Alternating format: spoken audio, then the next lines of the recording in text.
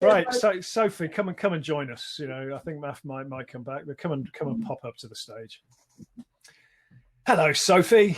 Hello, that was amazing. Hi, Matt.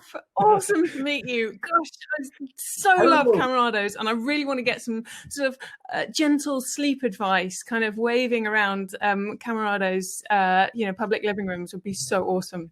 Absolutely. There we go. Brilliant.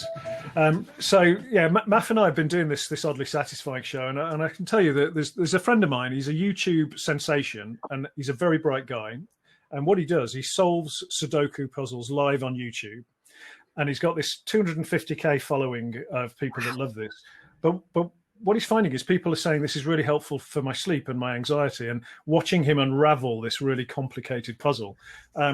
And I've given it a go just before going to bed, not right up, but the evening before, and it seems my mind is very, very relaxed. And you're obviously a sleep scientist. Is there any logic in that? Okay, so I'm going to be honest. I haven't seen any research specifically on the sort of Sudoku magician, but certainly anything which at this time of night, when we've probably been wrestling with our own issues, problems all day, this, as things calm down and we make space for things, these thoughts that we've been boshing out of the way can kind of crowd in. So anything which deflects our attention towards something which we find sort of calming, absorbing, prevents rumination on our own thoughts, can certainly be very helpful. And I imagine that it's not particularly adrenaline fueled, this particular Sudoku experience.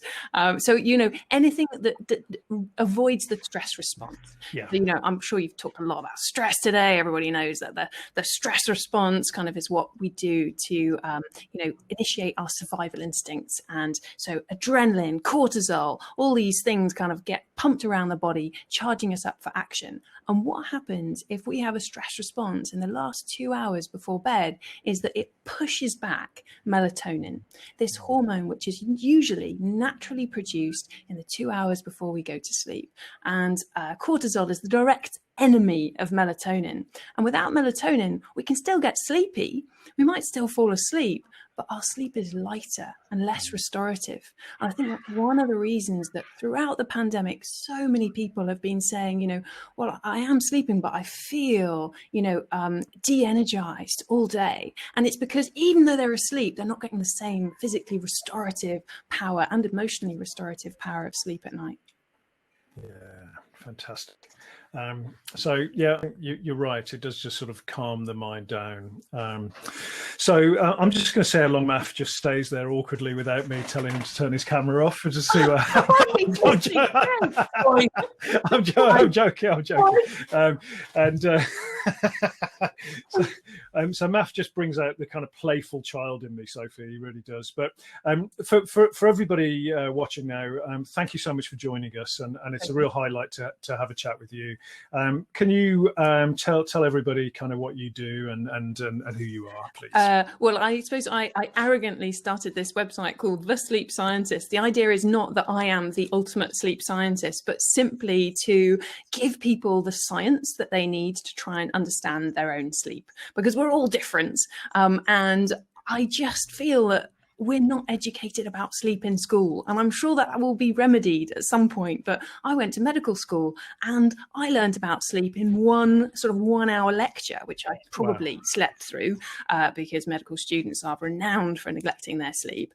And it talked about a few unusual sleep disorders, but it didn't talk about the fact that probably 1 in 2 people who walks in through the door of their GP is having sleep problems, incredibly common for anybody with chronic health problems. And in terms of the link between mental health and sleep, I mean, it's just so interlinked. You cannot really separate one from the other. If you have problems sleeping, it's going to lead to problems with poor mental health and vice versa. So there are so many tools that we have to improve sleep, which have knock-on benefits on the rest of our sort of health, well-being and performance. So what I do really is talk about that, Rob. I just spend my days talking about how great sleep is, really. Brilliant.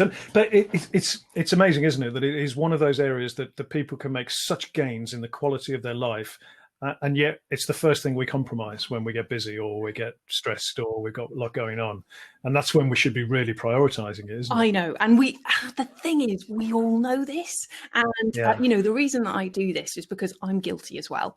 And one of the reasons that I went off and sort of started my own company was really because I'd neglected my sleep for so long. And for me, it kind of culminated in a bit of an accident. So a few years ago, I went climbing on the back of quite an accumulated sleep debt. So I used to work for a wonderful startup company, which helps improve people's sleep, but it was quite busy and quite demanding. And I was very passionate about what I did, and I neglected my own sleep. And for me, that day, it just so happened, I'd flown in from overseas. I was actually quite jet lagged. By the end of the day, at 5 p.m. UK time, I actually thought my body clock was on 7 p.m. And I made a few real cock-ups in terms of decision making. I took unnecessary risks, which is something which is associated with sleep loss. And I ended up having a fairly nasty climbing accident and smashing up my ankle quite badly.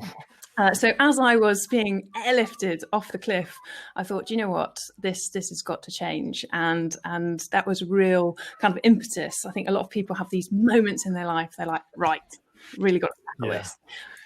So I hope that nobody else has to go through that, getting to that extreme where they really realize, okay, now is the time. It is never a bad time to tackle your sleep. You can start tonight and you will feel the difference tomorrow.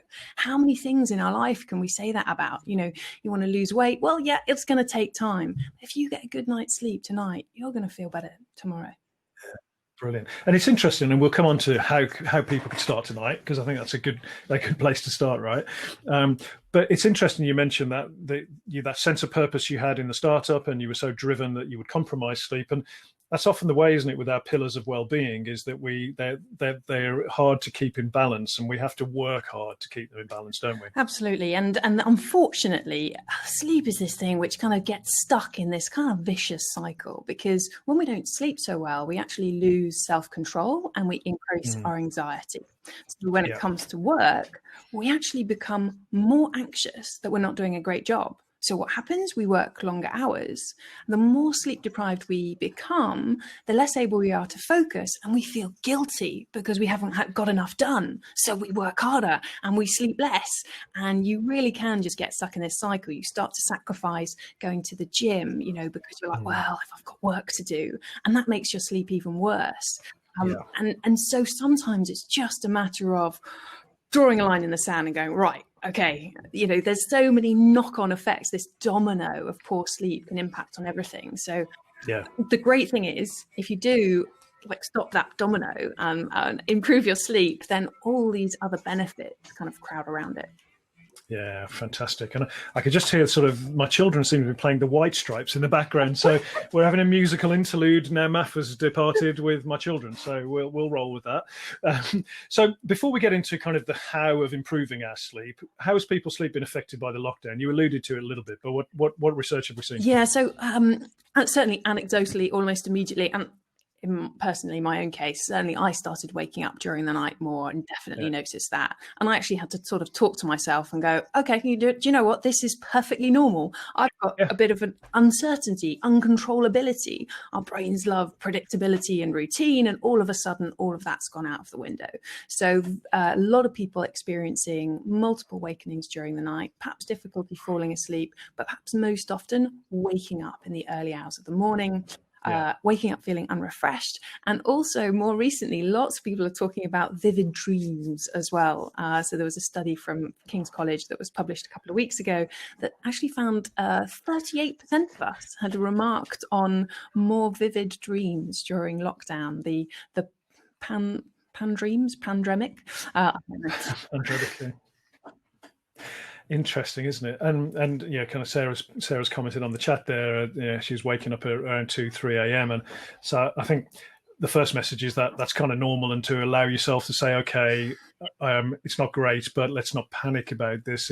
There's lots going on that might affect that, right? Yes, so many things. So the moment that we were actually advised to only really go outside when we had to, we're confined to indoor spaces. Now, one of the big influences on our sleep, which is we normally take for granted, is daylight. Because electric light just doesn't do the same thing. If you don't get exposed to natural daylight in the first couple of hours of the morning, your body clock gets quite confused. It hasn't had its sort of official wake-up call. And so if you don't properly wake up in the morning, not only did you feel a bit groggy because you probably still got some melatonin hanging around your system, but it means you don't start to build up the pressure to sleep. So you don't feel sleepy at the same time in the evening, and you've done less physical activity as well. So you kind of might be getting to your normal bedtime and going, oh, I don't really feel sleepy. And then you've got the stress, because what do you do if you're not tired? Oh, I know, I'll check the latest numbers on my phone. And we probably all did it in those first early days. And then then you've got a bit more injection of cortisol, so your sleep becomes lighter. You're much more likely to wake up. But some waking up is natural. And I would definitely reassure people that waking up once or twice a night doesn't mean you've got a sleep problem. It's probably just a natural gap between sleep cycles. Yeah. And have you seen anything around the impact of the virus on sleep? I mean, I've had the virus myself, and it sort of made me sleep a lot in the days. Obviously, that's the low energy. But have you seen anything about how the virus itself affects our sleep? Not specifically in terms of the impact of the virus. I mean, what we normally see with any type of infection is that we have a much greater drive for sleep. I mean, sleep is nature's balm, as Shakespeare said, and it's your immediate reaction when you're fighting an illness is to sleep more. And often excessive sleep, hypersomnia, can be a sign that actually something is going on, that your body is fighting a disease. So you want to get as much rest as possible. And I'm sure lots of people will be aware who are on the line that actually when you're in hospital, sometimes that is not an easy thing to do, because you've got lots of light, you've got noise, you've potentially got people checking on your vital signs every few hours. And I know there has been some research looking at, okay, well, what happens in a hospital setting if we move as many patients as we can next to windows so they get plenty of natural daylight and their healing time seems to improve, as well as their mental health. But also, is there anything that we can do to prevent any unnecessary wakening during the night, so they're not necessarily waking people routinely unless we absolutely have to? Yeah, fantastic. And so if we think about, okay, we want to start that process of improving sleep, and we're going to start tonight. What are your tips on the process of how we get going and how we, I guess, keep going with it? Okay, so now is not a bad time actually to start just making sure you're ready for tomorrow. What can happen is, because we're going on along at 100 miles an hour, we're like, oh, it's bedtime, and then you get into bed and all those thoughts about those things that you meant to do start to pop into your head. So right now, as soon as this conference is over, obviously, you can just take a piece of paper. One of the best, simplest sleep interventions is to take, a piece of paper and a pen and just write down what absolutely has to get done for tomorrow. Make sure you've just ticked off, or you've got a plan to tick those things off so that they're not going to pop into your head later. And we can call this putting the day to rest. So 10 to 15 minutes of sort of reflection, in a good period before bed. So a good, couple of hours before you're going to get into sleep. And then you're kind of thinking about, okay, what's the time now? What time do I actually want to sleep? And sort of give yourself a good 30 to 60 minutes before that to initiate, a couple of wind down rituals. So I'm thinking about you and your kids and how do you convince them to get into bed? There's probably some routine. There's a couple of things, whether it's having a bath and doing their teeth, reading a story. As adults, we can benefit from the same things. Our brains love that predictability. So if you've got just a couple of activities that you do each night in the same order, the moment that you kickstart that routine, the brain starts to go, I know what's coming now, and I can relax. And just very simple things like listening to music, reading a book, spending time with loved ones, hugging your pet. I'm actually borrowing my parents' dog this week, and I can't tell you, it's been so lovely to have a dog in the house again. And I came across some research that says that, stroking your pet for even sort of 20 seconds can improve levels of oxytocin, the kind of happiness hormone, and reduce the levels of cortisol. So a little bit of affection with your pet or a loved one can really help in that last hour or so before bed. Yeah, oxytocin's an interesting one, isn't it? I read somewhere about the length of time you need to hug to properly release oxytocin. Something like 45 seconds or 30 seconds. I can't remember what it is, but it's a long time, isn't it? Yeah, I think I saw some research that suggested 20 seconds, but even 20 seconds, that's kind of crossing the line for the kind of average hug, particularly in social distancing time.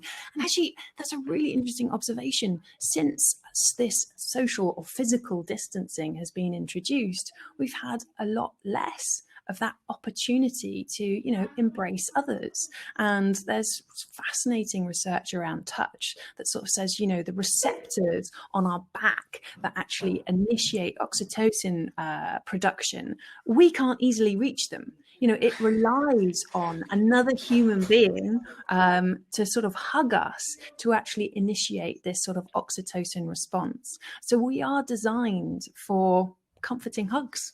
It's so right. I'm a big hugger, Sophie. I'm a really big hugger, and I hug everybody. And when you're a mental health campaigner, you don't need to shake hands, you hug, right? That's what we do, right?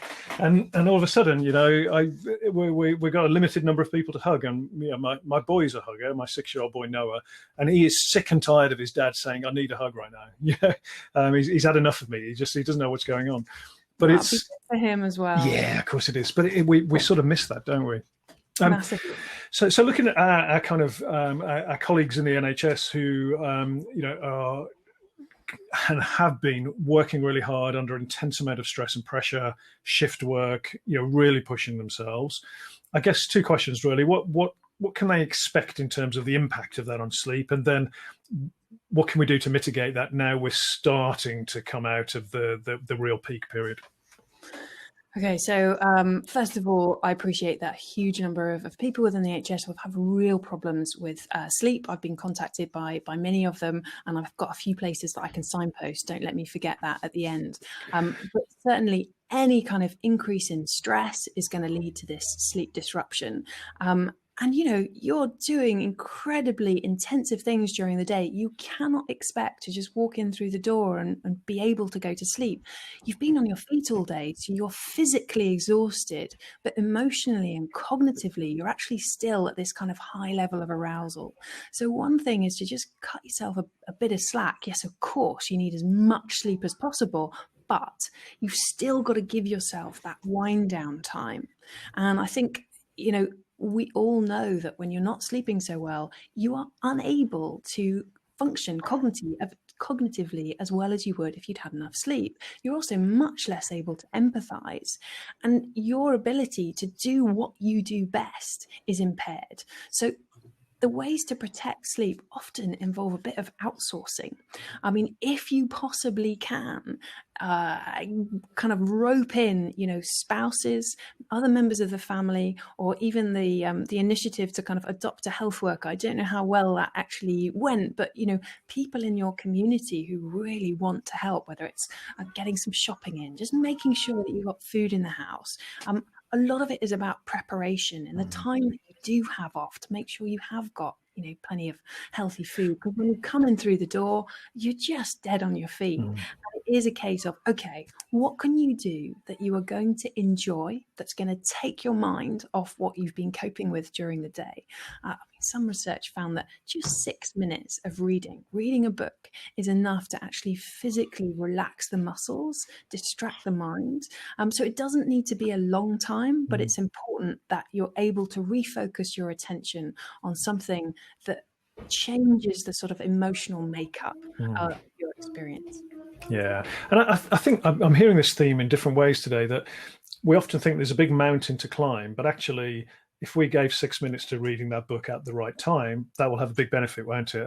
And you put it in those terms, that's doable, even after a tough shift, that we could, okay, I'm going to make that part of my game, my routine, and that will enable me to just be better at getting to sleep and in the right circumstances.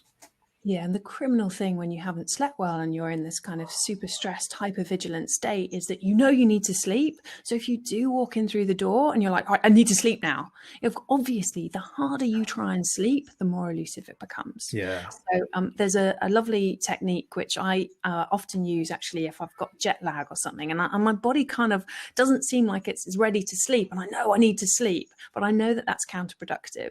And so all you do is, as you're lying there in bed, instead of trying to sleep, you just tell yourself to gently stay awake. And this is using the idea of what we call paradoxical intention, a bit of reverse psychology. Yeah. And if you just say, do you know what? I'm warm, I'm comfortable, I'm safe, I'm secure. And now's my time to relax. And just enjoy that sensation of relaxation. And just, I don't need to sleep. There's still a value in resting. Yeah. And just the kind of mental talk that you give yourself can just reduce that pressure. Yeah, it's interesting. I think I must use that one, and I haven't really sort of articulated before. But I often, if I can't get to sleep and I think I should be asleep, I often think, well, actually, there's times in this day that I would love to just be lying down on this very comfortable bed, and so I'm going to enjoy that moment. And it's helpful, isn't it? Really, really helpful. And no, sorry, go on. yeah, no, I was curious. Now, if I just want to make sure we've got kind of 10 minutes. If anyone's got any questions that to put to Sophie on sleep, please do post them. I've got one that I'm definitely keen, and I'm sure would resonate with a lot of people. Is that, you know, those moments when you wake up in the middle of the night and your brain kicks into gear, those 2-3 a.m.s. What's your advice there, Sophie? Okay, so in the immediate moment, if you're still a bit groggy, one cheeky little technique is the thought blocking technique. Very, very simple. So if you're still half awake, half asleep, just say to yourself the word the. 2 seconds later, say it again. The.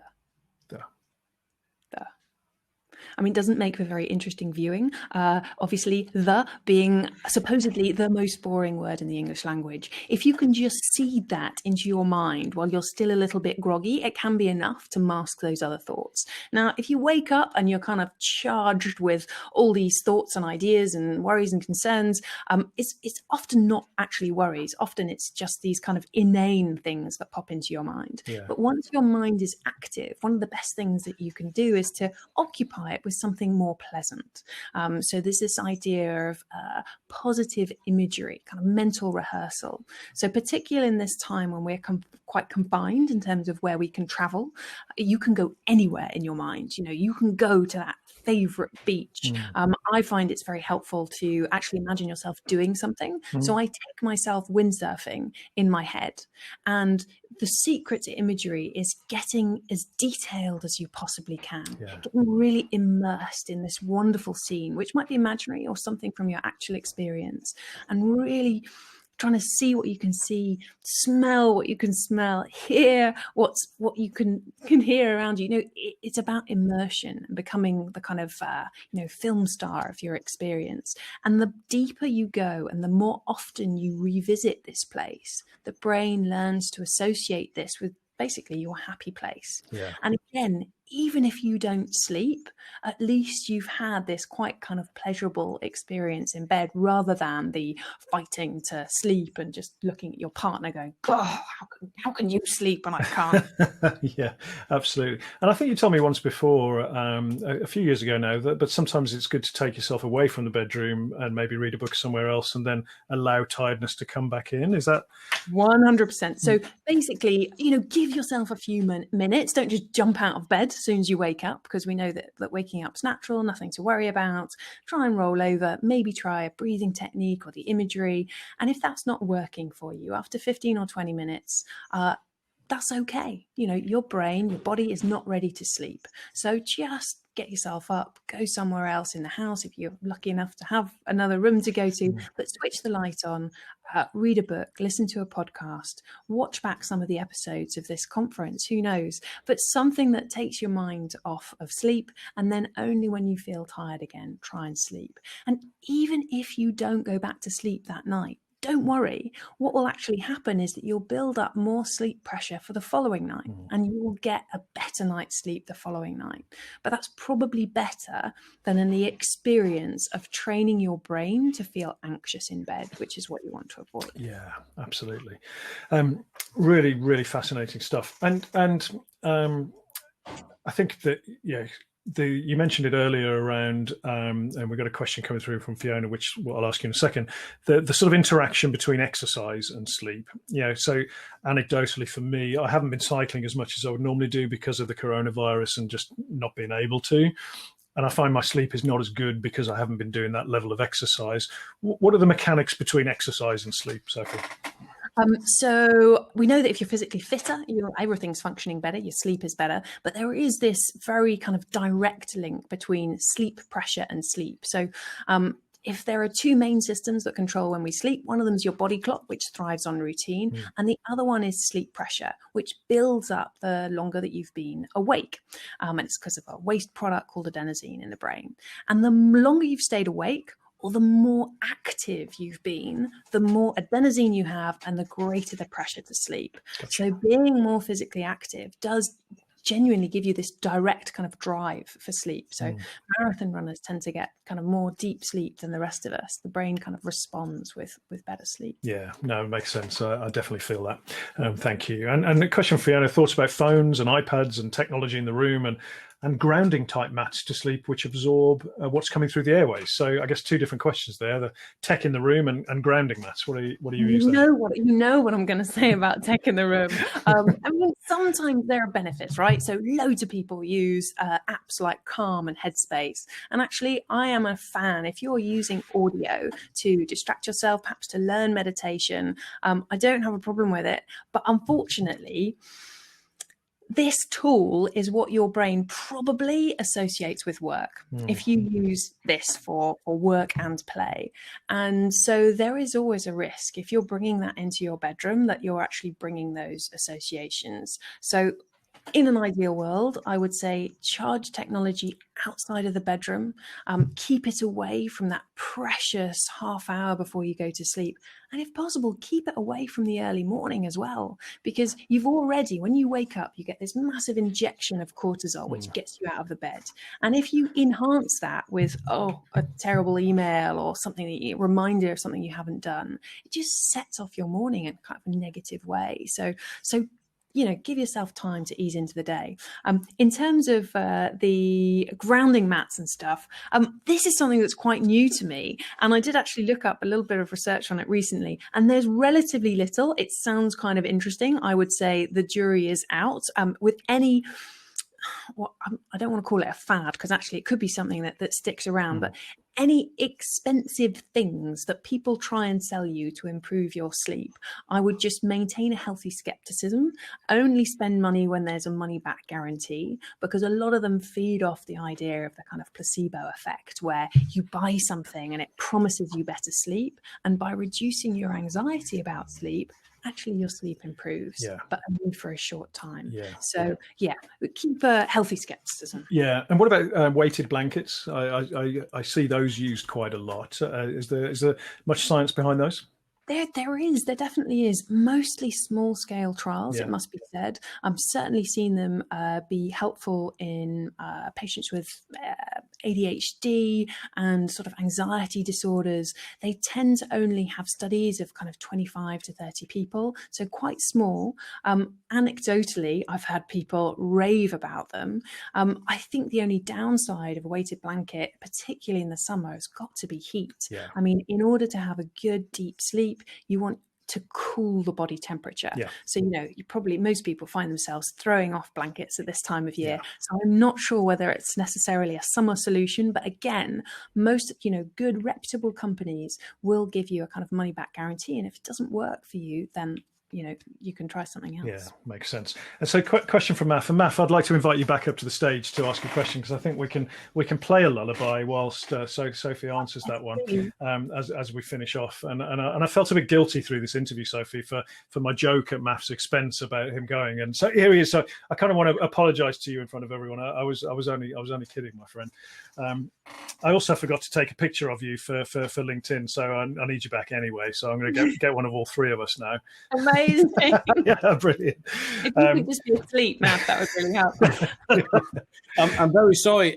Whilst I've been listening to Sophie, I've been putting my piano away. Oh, so we can't do a lullaby. You could sing one. No piano. He's putting technology away. I mean, he's applying the learning already. Yeah. I'm very impressed. Yeah, he's doing well. So, but music, good, right? I guess if it's not getting us too excited.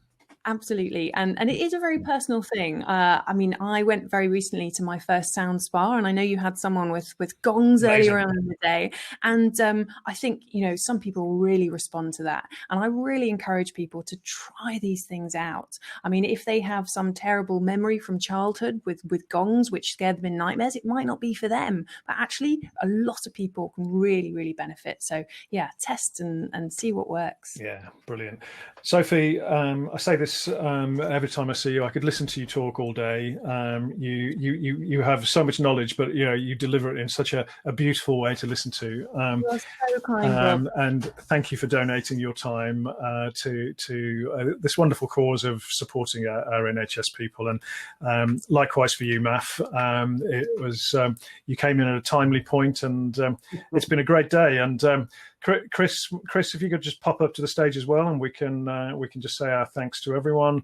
I mean, it's amazing what the NHS are doing, right, and other key workers in these just unprecedented times and strange times and everything else. So it's nice to be able to just give a little bit back and hopefully impact the lives positively of a few of them. So what do you reckon, Chris? Good afternoon.